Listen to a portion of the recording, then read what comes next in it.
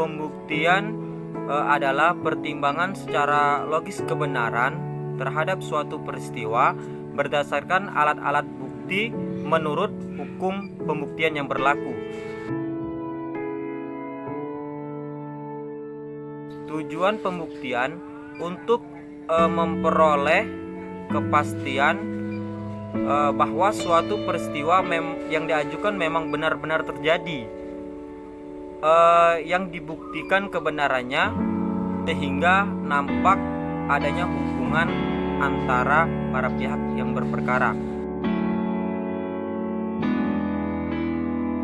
Di dalam pasal 54 Undang-Undang Nomor 7 Tahun 1989, Jo Undang-Undang Nomor 3 Tahun 2006 tentang Peradilan Agama menentukan bahwa hukum acara yang berlaku pada pengadilan di lingkungan peradilan agama adalah hukum acara perdata yang berlaku pada pengadilan dalam lingkungan peradilan hukum, kecuali yang diatur khusus dalam undang-undang.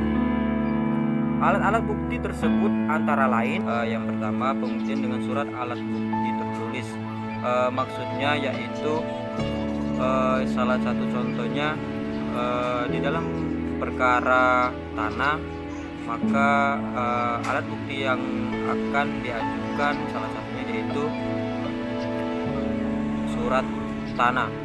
Surat tanah di sini surat tanah yang otentik yang disahkan oleh pejabat yang berwenang atau disahkan dengan diberi materai. Selanjutnya yaitu keterangan saksi. Di sini saksi memberikan keterangan, kemudian saksi tersebut harus memenuhi syarat-syarat tertentu.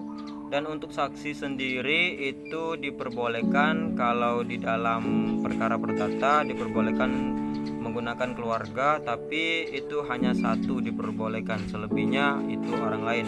Saksi ini sendiri harus mengalami sendiri suatu peristiwa, baik melihat, mendengar, dan sebagainya. Selanjutnya yang ketiga, persangkaan hakim. Di sini hakim akan menarik kesimpulan tentang suatu perkara yang telah terbukti terhadap suatu perkara yang belum sama sekali terbukti. Selanjutnya yaitu pengakuan.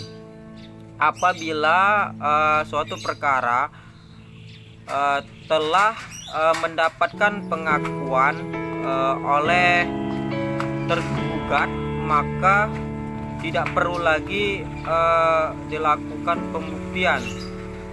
Dalam artian pembuktian tersebut cukup sampai di situ dan dapat selanjutnya diputuskan oleh hakim.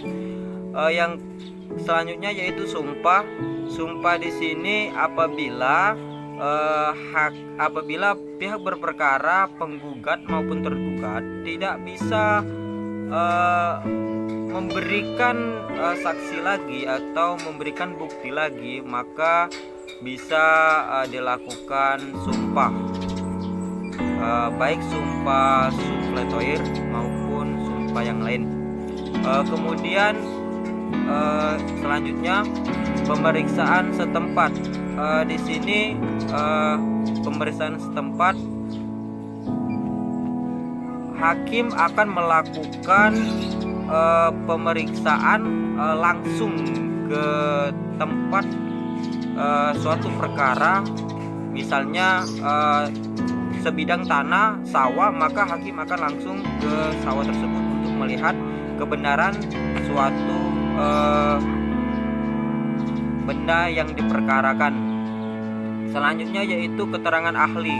Keterangan ahli di sini maksudnya yaitu keterangan saksi yang memiliki ilmu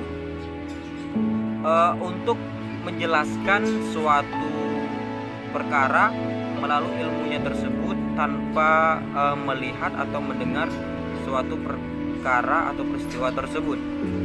Kemudian selanjutnya di pengadilan agama sendiri itu minimal harus ada 2 saksi. Apabila 1 saksi, maka tidak dapat dikatakan saksi.